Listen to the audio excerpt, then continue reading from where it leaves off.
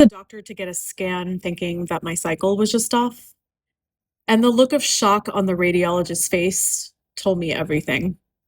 I knew something was terribly, terribly wrong.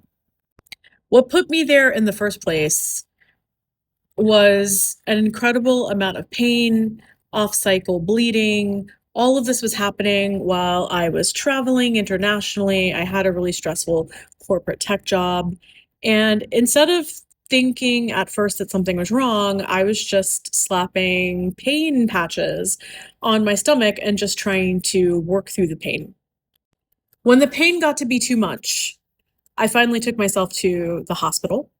At that point in time, I was living in Singapore, and I went in, and as soon as the scan was over and I saw the radiologist's face, I knew that something was terribly wrong. And when I talked to the doctor afterwards, she said, "You have stage 4 endometriosis and you're going to require surgery."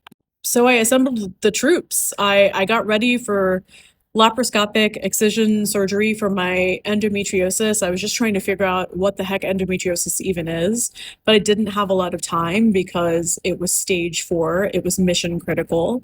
And after the surgery, the doctor showed me what had come out of me.